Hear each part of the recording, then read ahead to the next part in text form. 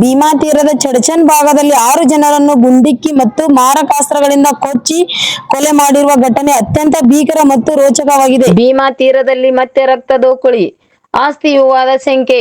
ಭೀಮಾ ತೀರದಲ್ಲಿ 6 ಜನರನ್ನು ಗುಂಡಿಟ್ಟು ಭೀಕರ ಹತ್ಯೆಗೈದಿದ್ದಾರೆ. ಫೈರಿಂಗ್ ನಡೆಸಿ ಕೊಲೆಗೈದಿದ್ದಾರೆ. ಚಡ್ಚನ್ ತಾಲೂಕಿನ ಗಡಿ ಭಾಗದಲ್ಲಿ ಗೋವಿಂದಪುರ ಗ್ರಾಮದಲ್ಲಿ ಘಟನೆ ನಡೆದಿದೆ. ನಿರಾಳೆ ಹಾಗೂ ಗೋಳ್ಗಿ ಕುಟುಂಬಗಳ ನಡುವೆ ಜಮೀನು ವ್ಯಾಜ್ಯ ವಾದ ವಿವಾದಗಳೊಂದಿಗೆ ಗೋಳ್ಗಿ ಕುಟುಂಬದಿಂದ 6 ಜನರನ್ನು ಹತ್ಯೆಗೈದಿದ್ದಾರೆ. ರೇವಣಸಿದ್ದಪ್ಪ ನಿರಾಳೆ, ದುಂಡಪ್ಪ ನಿರಾಳೆ, ಶಿವಪುತ್ರ ನಿರಾಳೆ, ಚಂದ್ರಶೇಖರ್ ನಿರಾಳೆ ಹಾಗೂ ಶಬ್ಬೀರ್ ನದಾಫ್ ಸೇರಿ 6 ಜನರನ್ನು ಹತ್ಯೆಗೈದಿದ್ದಾರೆ. ಗಡಿ ಭಾಗದ ಜನರಲ್ಲಿ ಆತಂಕ ಮನೆ ಮಾಡಿದೆ. ಮತ್ತೆ ರಕ್ತಪಾತ.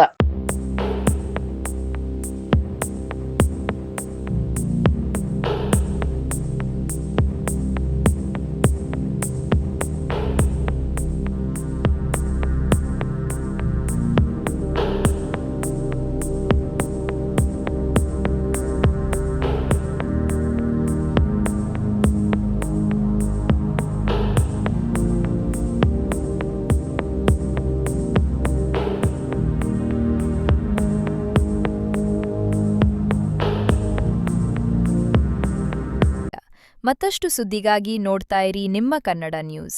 ಲೈಕ್ ಮಾಡಿ, ಸಬ್ಸ್ಕ್ರೈಬ್ ಮಾಡಿ, ಶೇರ್ ಮಾಡುವುದು ಮರೆಯಬೇಡಿ.